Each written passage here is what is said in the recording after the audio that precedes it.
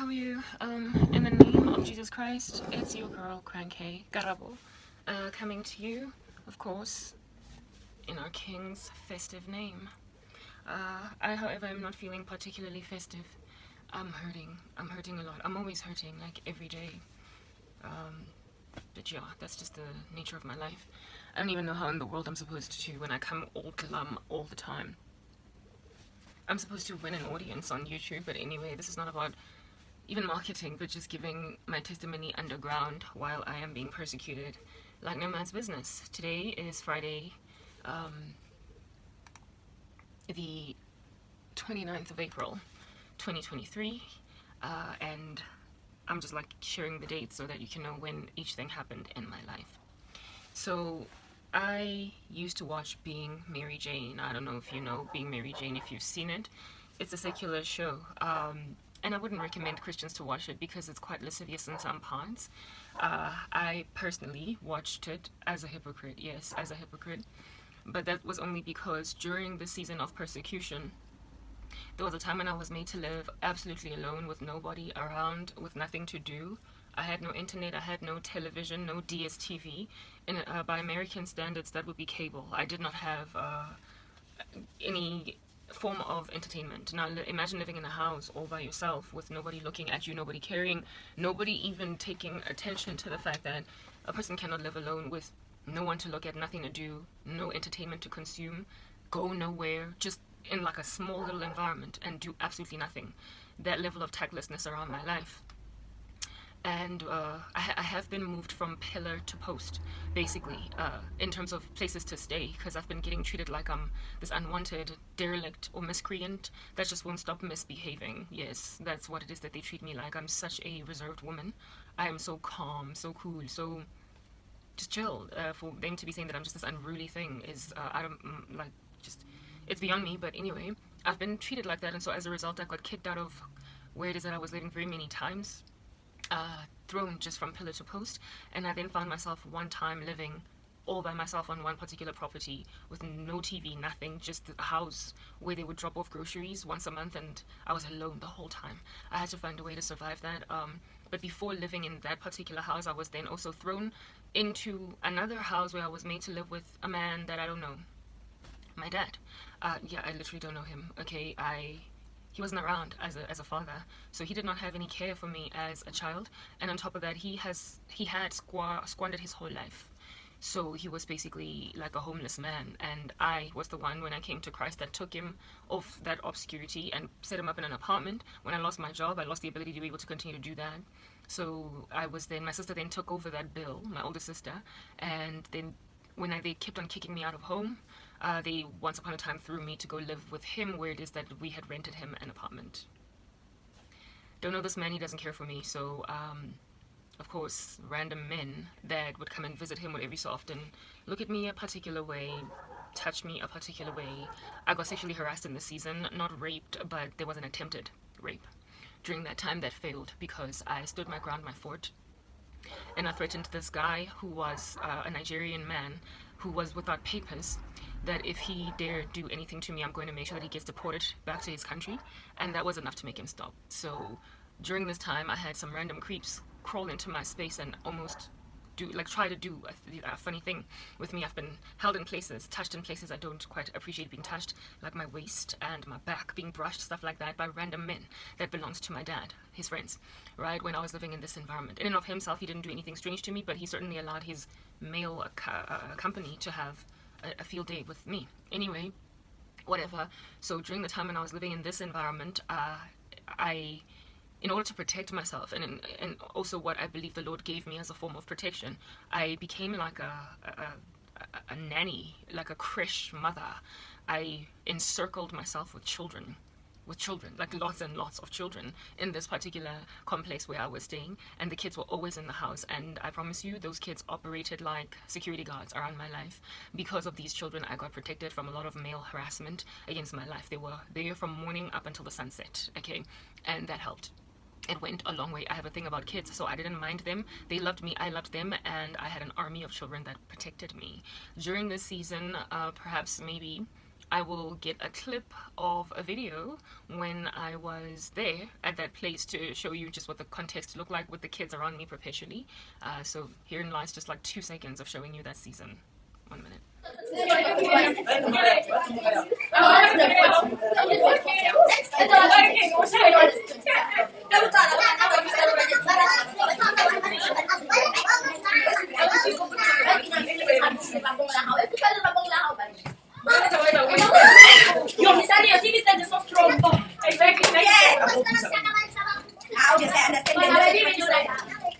You will not leave. And you will say,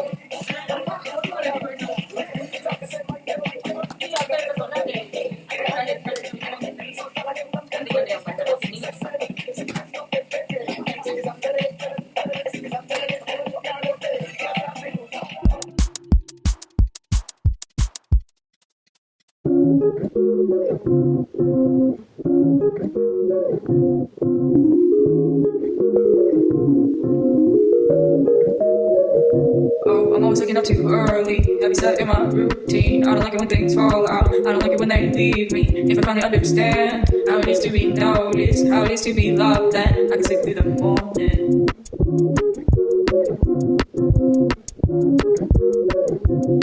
Is it good to be at home?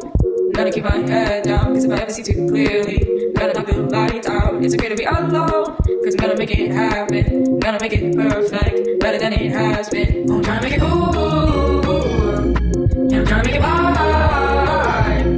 Don't tell me that I'm wrong, cause ain't nobody right. See, I'm doing fine, but I could be a little better. Okay, maybe I'm thinking too much and you're just clearer. Okay, and I'm begging for your words to be something good I've never heard. I'm crying, there's something wrong. You don't want to be it's something special to you or me. No, baby, you don't want to be something special to you or me. I'm trying to make it cool, and I'm trying to make it right. Don't tell me that I'm wrong, cause ain't nobody right. I'm trying to make it cool, and I'm trying to make it right. Don't tell me that I'm wrong,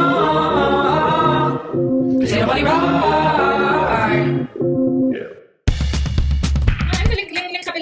Okay, I'm sorry. Let me behave myself.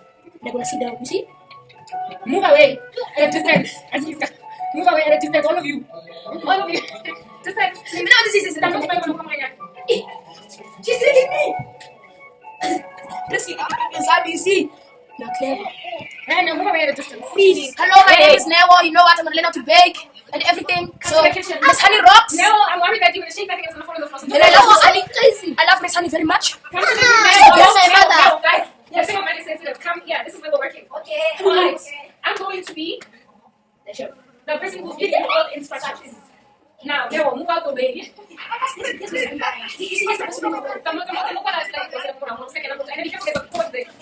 Where? Is it on the floor? Where?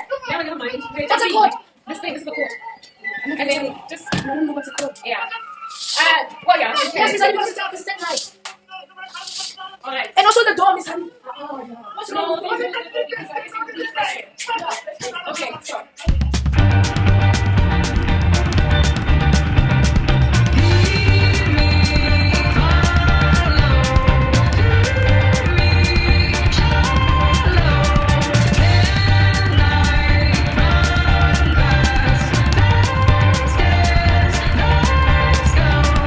Duncan puffed along an old and bumpy track. Go with Miss It was Honey. his favourite part of the railway. In and out. Each day, Duncan would rattle along the track. He Guys, enjoyed the sound. you're Duncan raced backwards and forwards, blocking my heart. battering and battering over the bumps. Happy New Year! Shut up. Oh, Duncan, you're going to be late. He peeped. yeah, but it looks like we're looking down, you see. His wheels were clattering and rattling too loudly. Why do you push me? Hey! Let's look at When me. Duncan finally Look at me. arrived, What's again? Baby, the performance was crossed. And then the first time he came on, I was like this. The big bell. Can't do. The bell chimed cheerfully and loaded off to Duncan's boat. Ah! What a wonderful sound, Pete Duncan. Remember, said the foreman sternly, the bell is very heavy. The track to the polishers is old and in need of some repair. You must go slowly and carefully. Duncan was listening to the foreman. He was enjoying the child's best. Duncan shoved along the track to the polishers. Piggy! What if she saw me? Okay, so good. Let's see. Where's the mouse? What's that? Oh, she's on top there. I think Miss Honey got something. Because look, this is open. I was looking up and it was open, so Miss Honey, don't come and play. Bye. Hello? It's still on. Maybe. No, if you do this, I do. It's Karabo. The password is At last, Duncan could see the bell. It was caught in a tree. But I'm safe, sis, man. There's still 15 of let's go, let's see. Duncan raced down the hill. Yeah, Just in time. The branch You can't do the password. You're not gonna get the Chopped Duncan. He was very No. angry. Because you say one had insecticides. Duncan puffed to the polishers. This time, he puffed slowly and carefully, just as he was doing. Soon the bell was polished and Duncan just My computer, I love you. Bye bye. all the way back. Bye.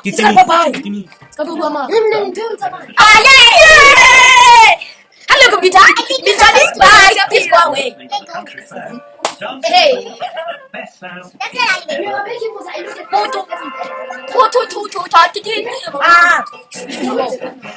Guys, stop it right now. Guys, who is not against? Why is mad? Love is blind.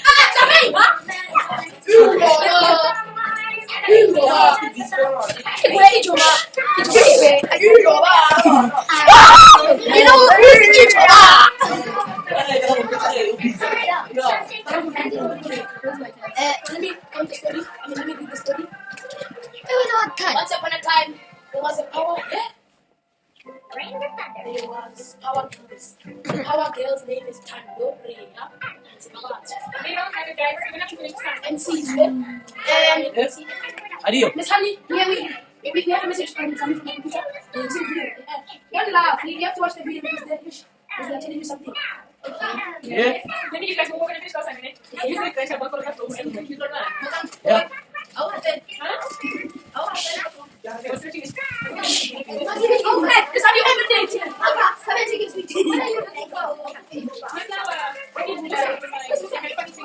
What was it? So I'm taking it back to you saying when I said something with this point. Thank you. It's a couple no, I said you were already late, guys.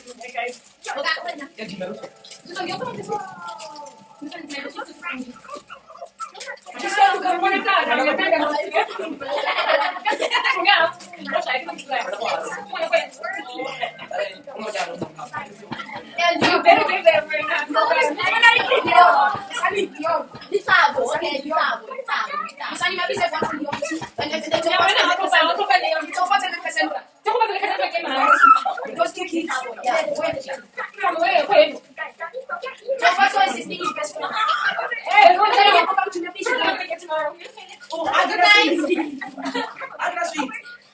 And you see, she didn't get it.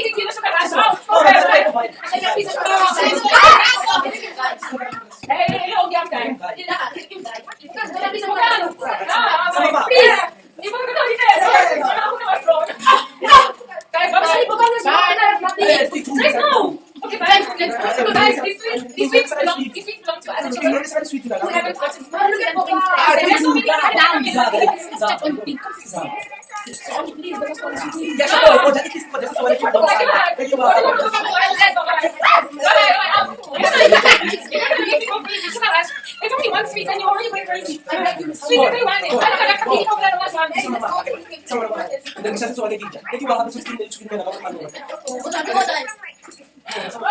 This is more. This is more. She should be feeling. Must be the wife of the prince.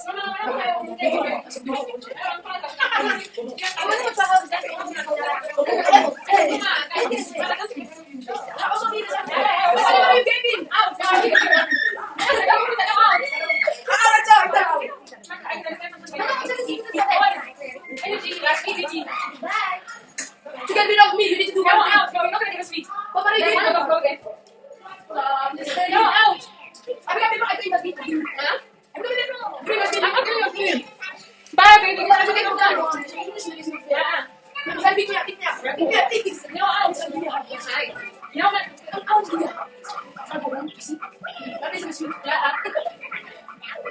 bye, guys. When we take down the level of the Anywho, so you saw the kids, right? For 2 little 3 seconds, I've got a whole bunch of footage along those lines, lots and lots of my experiences in that season. But during this time, there was also a guy that came along, a dude, the Nigerian guy.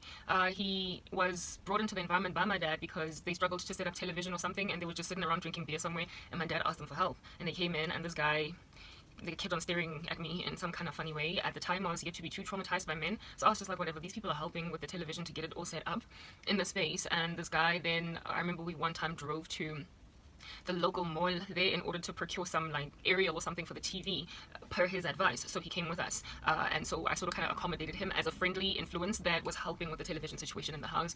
And this dude never left ever since that day. He saw an attractive young woman living in a particular environment, and it was like, okay, well, I'm going to use the dad to get to her. So as a Christian woman, I'm kind and I'm fresh to everybody, so I was just kind to this guy whenever he would come. He popped around a lot, and I was like, he was a young man too, like more or less my age, give or take, older by a year or younger by a year, I don't know, whatever, who cares. And this guy, because the television, we struggled to get it running, he then gave me content, like on a USB, with series on it. And he gave me Narcos, he gave me Gotham season 1, Narcos season 1 and 2, and Being Mary Jane.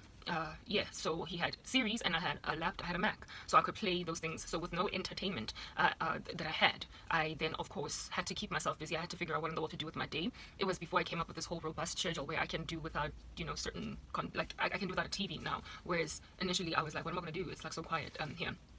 So this dude borrowed me this, and there was a time also when I had no phone because my phone died. It went bust or it got stolen. I can't remember what in the world was the case. And this dude had a spare phone, and he was like, I'll borrow you a phone during the time when you are still busy trying to get a new one. So he imagined that because he gave me a USB that had content or entertainment on it, alongside borrowing me a phone, that he now had a ride to my body, I guess. And maybe that's why he crept up on me one night when I was sleeping and tried to have my body, because my dad allowed him to chill on our couch overnight, like, yeah, stuff like that.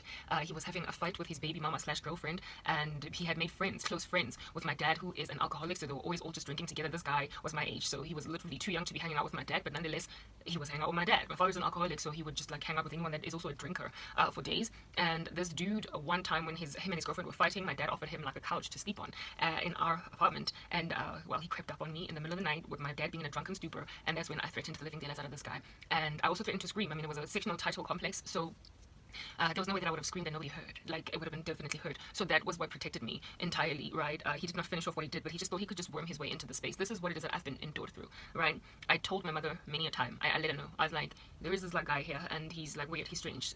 Your ex-husband has allowed him to chill in the house, and I'm feeling uncomfortable. And I not only told my mom about that guy, I also told him about some other dude who rocked up and started like fondling me. Well, okay, fondle is a very heavy word, but you know, he would like touch me in places that I didn't appreciate, and I just kept on be like, you know, like, okay, yeah, hi, sabona baba. Like, he was an older man that was more or less than the age of my dad, and he was really inappropriate in his, you know, his hands. He could not keep them to himself, and I was like, I can't stay in this environment. This man that is your ex-husband is not protecting me from like random male company in the space. And she did nothing. So I ended up then getting kids. Literally, I brought those kids into the environment, and those kids warded off a lot of unwanted attention. They warded off a lot of strange men. They were always in the house. It was like a creche. And so, like, really, I dare you to try and grope me in the middle of a bunch of children, okay? And that worked. It worked. It was an excellent strategy. That's one of the things that I've been through. So when then I was staying at Nasrina, okay, that's another place. Like, I've been moved from pillar to post. After that season, after that, the kids were very embarrassing to my mom as like my army. And so she cancelled that contract. My dad went back to wherever under heaven that he was from. And I was then made to live all by myself in some Lone Ranger house. It wasn't a house, it was like a maid's or a servant's quarters behind a house. We call them back rooms in this country. Yeah, I lived there for a year. By myself, and I had no company at all. No one visited me. I wasn't visiting anybody. There were no kids anymore around. Thankfully, the women in the house was a Christian woman in the main house, but they moved out, and because of her influence, I was able to get access to DSTV, to what would be the tantamount of cable television, because the satellite dish was linked to both the back room and the main house. It shared one satellite dish, so they were happy to let me, insofar as I had a decoder, to let me pretty much bum off their DSTV. So I had DSTV for the first couple of months in that space, and so I had music that I could work out to, and some entertainment, like some shows that I could watch in the evening after my full day was done, because I was busy recording all of this work. But then they moved out. They had an altercation with my uncle, who was the landlord. They had an altercation, and they moved out. They were sick and tired, and for something like 2 months I stayed on that property all by myself with nobody coming through to see me, nothing. And those guys, of course, left with their subscription of DSTV, meaning that I had no entertainment at all. It was just dead quiet. I had to survive through that. Guys, I've been through the most, okay? Suicide has been pursuing me for 8 years straight, and my family members have not cared. Okay, I could have killed myself, and my body would have probably only been found that one time a month when they would come and just drop off groceries on the floor, because they didn't even call me. They didn't even try to find out what was wrong, what was going on, if I'm okay, am I, like, nothing. And you think South Africa's not a Christian persecuting nation. I come from a thriving life with a full family, and I came to Christ, and that became my life. Anyway, so that was the situation, and it was during this time that Romans 8:28 pretty much was recalled. You know, all things work out together for the good of them who love the Lord and are called according to his purpose. That pervert from the previous place where we stayed, that gave me all that content, that entertainment, that was just sitting banked in my Mac. I had watched it all. Like, I'd gone through all of them. When he gave it to me, I consumed all the stuff straight away, because there was no TV, proper television, until about 2 months into the year, because then eventually my mother organized some kind of small little package of DSTV, right? But for 2 months there was no TV, so for 2 months I watched all of that stuff that he gave me, and that was all that I had. And of course I stopped watching it once television was made available. In this environment, we lost it there about 5 months, and then I was moved for a whole year to this other new place. And here now I had, for the beginning, like perhaps 5 months also of staying there, the people from the main house this helped me with DSTV, but then they moved out, and the yard was barren for the rest of the year. There were new tenants that eventually moved in, but I did not share DSTV with them, so I basically had to find a way to entertain myself for the remaining 7 months of the year that I was living there. And I'm alive, I'm here, so I got through it. Okay, the DSTV, so not the DSTV, the USB, the content that I put on my computer, Narcos season 1 and 2, Gotham season 1, and Being Mary Jane season 1 to 3, I had it on my Mac. It was just there, these episodes. So that's what I was watching on a loop every day. Season 1 of Gotham, I can totally even like recite what they're gonna say next. You know, the one with Kat and Bruce and Cobblepot and whatnot. Like, I can literally, like the one that's on Netflix, there was a time when I could word for word speak from the beginning of the episode to the end, the way that I was just repeating it over and over and over and over and over again. So this is not Christian content. Christian, what do you call this? It's not Christ approved. What do you call this? Like footage. It's not Christ approved entertainment. We can't just watch everything. God says that guard your heart, for from it flows the issues of life, and your eye is, you know, like a window to your soul, and it's also, if your eye is corrupt, how great then is the corruption from within the body. So you have to be very careful about what you consume, in terms of entertainment, in terms of what it is as well that you say, what you advocate for, what you promote, what you stand by. You can't just watch anything. Before, I was thrown into this obscurity. When I came to Christ, I stopped watching TV altogether, like secular television, and much of it grieved me. Of course, everything is not grieving on TV, but because so much of it grieved me, I ditched television altogether in favor of YouTube. Because on YouTube, I get to choose what I wanted to watch, and I used to watch a lot of Christian content, end times prophecy, blah blah. But then I lost internet, I lost the ability to access YouTube, and now I was just sitting in this like suicide land, and I had to do something to keep my mind off things and from stopping to think too much about my life. So whatever was available, I used it, and that's how I found myself binging and reciting or even like memorizing the script of shows like Gotham, Narcos, the one with Pablo Escobar, and also Being Mary Jane. So I had to give you that whole context first so you can understand why it is that I know Being Mary Jane and why I watched it so very many times and know the storyline. It is because I was thrown into that situation and I found myself just to not think about my life, watching shows that I, under normal circumstances, would not consume. Even to this day, I've got access to Netflix here.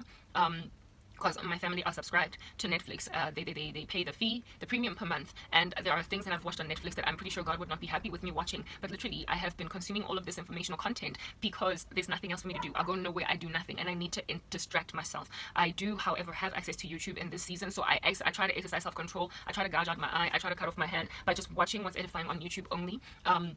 And also watching neutral content on YouTube, if at all it is secular, like videos on how to do braids in my hair, how to fix my skin, blah blah. I watch stuff like that. But I have been guilty of falling off the bandwagon and watching things that are unapproved on Netflix just to like pass time and entertain myself or whatever. I promise you, however, that if I were to get out of this situation and find myself in a better space, I would go back to the way that I used to be. I would go back to not watching secular content that is grieving. The moment there is any kind of sexual scene, it's of profanity, it's of like, yeah, just dark content. You know, the world is just going awry away from God. I would avoid it altogether, but I'm in so much pain that I just like, I need anything to distract me. And I've been asking God to please restore me to a purity of eyes, purity of heart, purity of mind, so that I'm not going to be so distressed all the time that I find myself, you know, just watching anything on TV anymore just to pass time.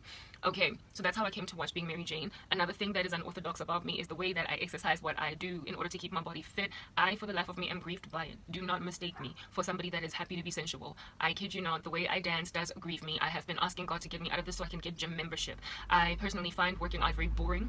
I find it tedious, you know, like just doing a squat or a deadlift, a basic. I find it very, very, very boring. So the way that I motivated myself in this season to actually work out so I don't lose my mind, so I don't lose my body, so that I can get some kind of motivation from the natural high that you get from exercise, the dopamine injection that floods all throughout your body, you know, that natural high that you get from working out, your body's natural euphoria that you get, and it goes a long way because it functions as an antidepressant to keep me away from the edge and from jumping. So the way that I innovated a way to keep my body fit, to keep myself relevant, healthy, young, you know, keep myself out of the doctor's office because I don't even have medical aid, was to dance. It's a way to exercise without actually knowing that you're exercising. It's not just a basic squat, it's a dance. It's a, you know, yeah, so I started dancing, but to dance, I needed music. I was restricted in terms of what music I could listen to, so I turned on Channel O, I turned on MTV Base, I turned on whatever that was available in the house, and then I was moved from pillar to post, and there I did not have MTV or Channel O, a channel that even maybe mutes out or, like, you know, scoffs out, socks out profanity, and I just had to work with whatever was available, whatever was just there for me. And there was a time where I lived again once upon a time in a retirement village, believe it or not, as in I've just been through a lot, okay, and there was a security guard there was a young 25-year-old guy that had tons of music, and he gave me music on a USB, and a lot of it was just ungodly, but I needed music to work out, and I could not filter it out. Basically, I'm restricted in terms of choices, and that's how I found myself dancing to secular music. I dance because it's easier to keep at it as a form of exercise than to come here every day and just do 10 squats, 10 deadlifts, you know, 10 jumping jacks, and I would get bored and so not maintain it. But I do love to dance naturally. There is a godly way to do it, I know, but I found myself just getting influenced by this whack music and also following choreographers, copying choreographers that are of the world. I would download their stuff from mall Wi-Fi and then come home and put the videos, plug them into the USB port of a television that did not have access to DSTV, and then watch their videos on a loop. And so I taught myself how to dance that way by watching mostly American choreographers that dance in heels and whatnot, and so that's where my style of dance pretty much got chiseled and fashioned. I don't like the way that I move. I don't like the music that I dance to. I also know that there is a better way to get fit that does not dishonor God, but at the present moment I am without access to very many things. I've been asking God to get me out of this so I can join the gym. Now that I'm into fitness, I'm highly unlikely going to abandon my body because I don't like dancing. Plus, not dancing, sorry, but random regular exercise. Plus, there are ways to be fit without having to do gym typical type ways. I in the past I used to do capoeira. I would love to go back to capoeira if that's a way to stay fit without dishonoring God. It's a Brazilian form of martial arts, very dancey too. I loved Pilates, so I could do Pilates, or even just a dance class at the gym that does not involve a whole bunch of just gyrating and moving in a way that is stumbling to men, and also maybe to women too, who might want to copy it. Type of stuff. There are ways to continue with the way that I prefer to exercise without dishonoring God, but I'm not quite getting there fast enough. But what it has done for me is get me very fit. I've gotten fit from exercise, and I'm continuing in that way. So when you see my dance videos that I upload, understand that that's also yet another thing that I have used to survive in the season. I do not, however, approve of it, and if anybody wants to come at me to rebuke it as a Christian, you are well in your place to do so. You are right, it is wrong, but please do consider the context. It is imperative that you might understand what's going on. I need to be taken out of here so I can repent from certain things that I am doing, because I'm literally just trying to pass time in a hole. So the USBs that were given me in order to get access to that entertainment, right? In it, let me just go back then to Being Mary Jane. I ended up watching Being Mary Jane on a loop, right? Being Mary Jane is very lascivious in some parts. It's highly sensual in some parts. There's lots of sexual content there, explicit, and it's just not kosher. So I wouldn't recommend a Christian to go check it out. And I just gave you context as to why I ended up going out like that, right? I was grieved by those parts. I did fast forward past them. However, there is a story in Being Mary Jane. I had to first give that explanation because I don't want anybody being stumbled by me. I don't want anybody feeling recommended to by me to go watch shows like Being Mary Jane. I just want to highlight things that happened there, and how it is that I even encountered that content is important. So you might not be so you will not be stumbled who are listening to me, right? In Being Mary Jane, there was this one story of a woman there that really touched my heart, and I was ever freaking out that I'm going to end up like her. Mary Jane, what is this? If you come from the world, or if you have seen it even as a Christian and you went and sinned against God in that regard, you would know the story. Otherwise, allow me to expand on it for you. Mary Jane is this news anchor lady, has a very successful career within journalism like that, and she has a best friend by the name of Lisa that is around from season 1 up until I believe season 3 of Being Mary Jane. Lisa was very severely abused by her by her stepdad. She was sexually abused. She was raped throughout her childhood by her stepdad, and she was taken up by Mary Jane's family from a certain age because of that abuse that was going on back home. When her mother married a new man, this man raped her. So Lisa basically had the issues of a person that has been raped. They are insecure. They really struggle in life with relationships, stuff like that. And Mary Jane was Lisa's best friend, and Mary Jane got to a point where she kind of got tired of Lisa's sorrow and Lisa's insecurities, and these insecurities that Lisa kind of lambasted Mary Jane with. She kind of stymied and smothered Mary Jane with them through the course of their lives as they grew up together as best friends. She became too much for Mary Jane to handle anymore. She made it clear that I'm tired of picking up after you, because over and above the fact that you've been through a lot, you are dragging me down with you as well. Lisa struggled a lot with jealousy against Mary Jane. I mean, these things come with the demons of rape. Like, if you've been raped, like, they will follow you around. The way that they depicted Lisa's story was actually very, very good, given that it was a secular show. They did show just what happens when demons of rape enter into a woman thanks to that sexual abuse of the past. And Lisa had a typical character of a woman, a girl that grew up in that situation, right? So for a very long amount of time, Lisa was okay, but then Lisa ended up having an altercation or a falling out with Mary Jane, and it was a bad one this time, and Mary Jane was like, you know what, I'm done with you, Lisa. So understanding basically became lackluster in Mary Jane over Lisa, and she was like, how many times must I baby you? Then Lisa also had, in season 3 of, well, pretty much from the beginning of Being Mary Jane up until season 3, had in the past attempted suicide a couple of times. And one of the episodes, Mary Jane rescues her from death, right, and takes her to the hospital. No, not the hospital, sorry, but she makes Lisa vomit out the pills that she has taken, and then stays in Lisa's house overnight to pretty much tell her, like, don't let the storm sort of kind of raid you until you light yourself out. Lo and behold, in season 3, after Mary Jane has a massive falling out with Lisa because also of Mary Jane's ex-boyfriend David, something of that nature where Lisa betrayed Mary Jane in this regard, Lisa tries to apologize, but this time around Mary Jane is not coming through, and she calls and calls and calls. She tries to call the family, everybody, and then one day Lisa, who is a doctor, very intelligent woman, very accomplished in life as well, but with all of these issues, right? That is Lisa's general story. And one day Lisa actually 100% succeeds to commit suicide. She dies. She kills herself. And the person that finds her body is Mary Jane's ex-boyfriend, David.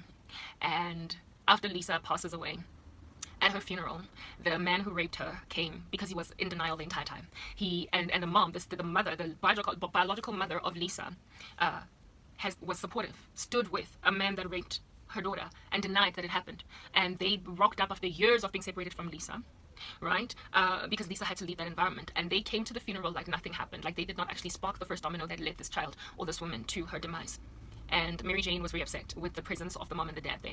I remember a scene after Lisa passed away, after the funeral had progressed, Mary Jane going through her phone, like in the hours in the run-up to Lisa's death, and Lisa had called her so many times, like miss call, Lisa, and Mary Jane ignored them all because they were fighting, and she finally took her life because she had no one to run to and no one to cry to. Eventually, at the funeral, Mary Jane goes on and makes a speech about Lisa's life, and then she breaks out into truth and basically lets everybody know that Lisa was raped from the time she was 5 years old or whatever up until she moved into my parents' house. And the stepdad is the one that did it, and the man got humiliated. He was in denial. The mother was in denial. The biological family of Lisa literally rocked up there, as taboo as they were, in denial about what it is that had happened to Lisa, and they got humiliated at the funeral of Lisa. And I keep on getting, so I've got a prophetic gifting, I dream a lot and I get visions. I keep on getting these flash images of Lisa, me ending up like her. I keep getting understanding from the Holy Spirit that if you do not find a way to get out of your trauma, if you do not petition and share your story and strive, Karabo, you're going to end up like Lisa. You will end up a woman who will end your own life, and all of your friends, so the Mary Jane conglomerate, will have been getting emails from you every single day saying, save me, save me, save me, and they will have ignored it. They then will have the brazen audacity to rock up at your funeral and talk about how your mother basically ignored the sexual abuse you endured at the hands of multiple men until you eventually killed yourself. They are going to blame shift like Mary Jane blame shifted in being Mary Jane.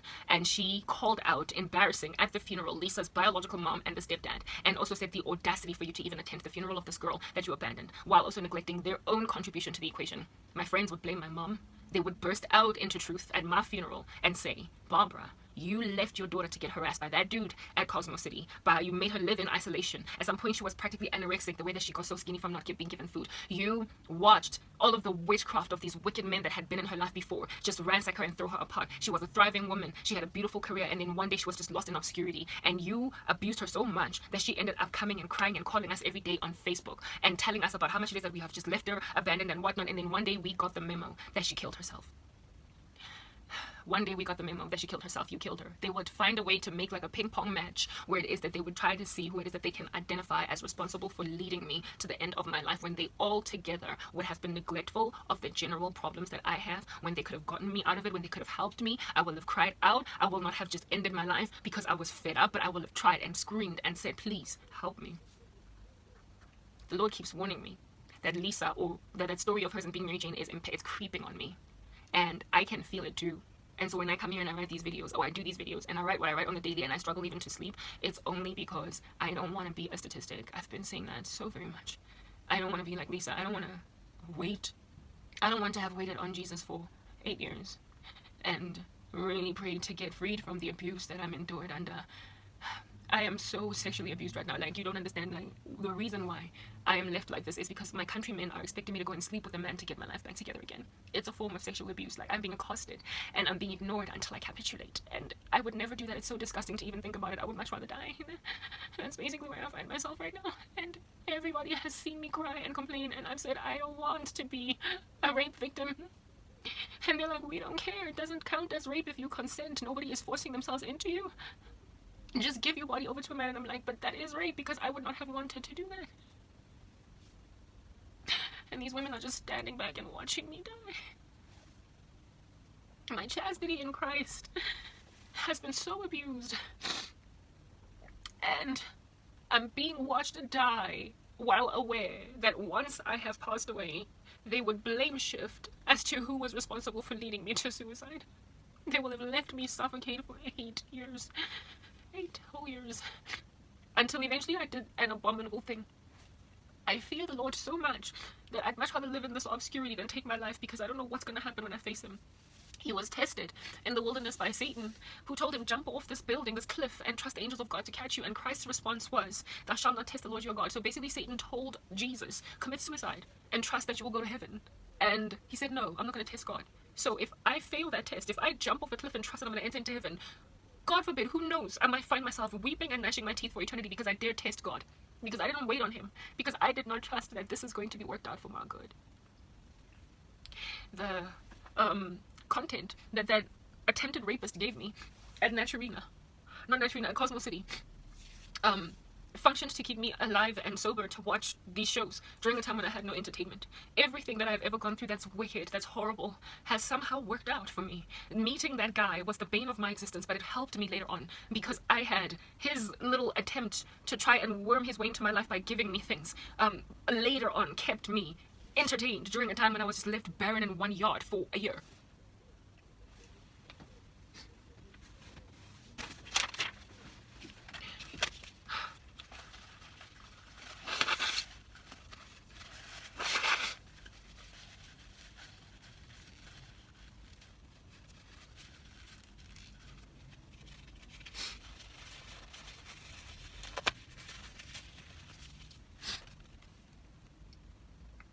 So, all of this abuse that I'm going through now, I just have to trust and believe that it's gonna work out for my good because everything I have ever experienced has later on helped improve my suffering. It's made it better. Even though the thing that I went through to get there was as taxing as it is. I have to believe that I'm gonna be okay. I have to trust that I'm gonna be alright. And I also have to keep on thinking about cases of persecuted saints across the world and how it is that mine is not even as bad as the rest. It's not as bad as many of the other cases. I'm not being martyred physically. I'm not being beheaded. There's no sword at my neck. I'm not being starved on the daily, although there was a time when that was happening. I've got access to internet, things like those. I mean, I've got a lot, and I am therefore without excuse to go and end my life. I have to trust that things are being worked out for my good in the cosmos. I have to be like Elisha and open my eyes and to see that those that are with me are more numerous than those that are with them. I'm struggling with faith, and I'm panicking so badly. There's so much apathy. Everybody is just ignoring me and I need help. And it's been going on for 8 years and they just keep experimenting with my life. I'm such a guinea pig. Those countries so hate God. It's just they're so rebellious and they're so taken. They are so possessed that they can't even smell that this is just tragic. And I don't want to be a statistic. I don't want to die like this. And the sad thing is, I fear God so much that I'd never commit suicide, so I'm facing the prospect of just crying like this every day for the rest of my life because they will leave me here forever. So if I don't end up like Lisa, I will grow old in this obscurity and everybody will just watch me go through it. Every day I upload content because I work so much. I work so hard with no reward. I'm crying now on the rooftops and in a way that I have been underground all these years. And still no one, most people are not looking at me. I've started speaking to the international community saying, please help me, there's such a bad problem with Christian persecution in South Africa. And I'm still not getting heard. I'm so worried. And while God said that we must not be anxious for anything, how can I not be anxious when this is every day of mine? This country is so dark, like people here are so enamored with witchcraft. They're so demon-possessed that nobody stops to think that this is just wrong. And I'm just having to sit it out. I need help. I don't want to die like this. I fear God too much. I fear God too much to end my life. So what that means is that I'm just going to live like this forever. Another year and another year. Who lives in so much pain? And it has people walking around them like there's nothing at all to write home about and just lives through it. If I don't get killed by my own hand through a noose around my neck, then I will die from a broken heart and nobody cares.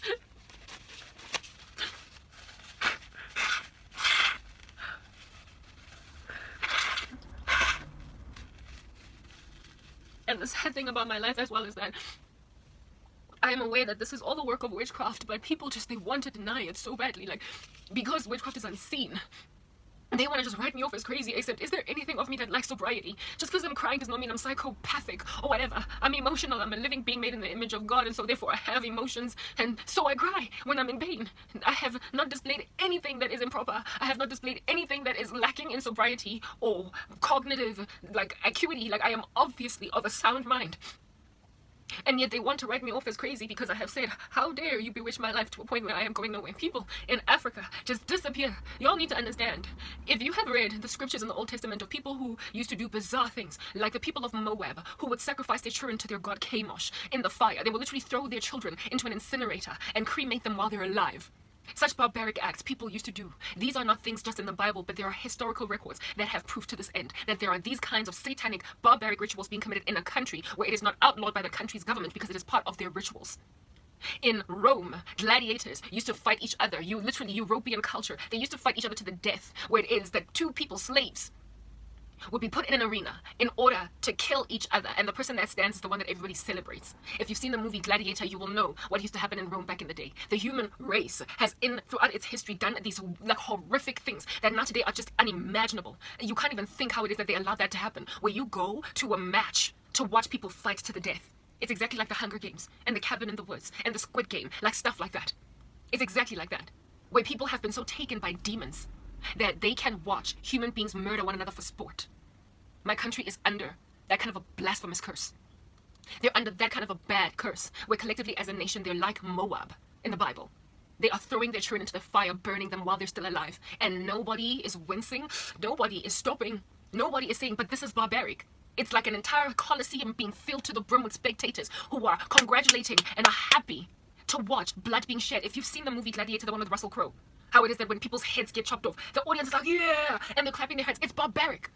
It's why I can't stand the sport that is boxing. It's just barbaric. It's just watching people hurt each other. It is insanely barbaric. And yet human beings have made it okay to observe. There is something very wrong with that. There is something incredibly wrong with that. But there are people who are made content with it. What happens on that day? What is going on in that situation? They're taken. There is a demonic entity, a cluster of them, perhaps a principality that is sitting over a people that are in a trance, taken over by the prince of the power of the air, and so they cannot rationalize properly.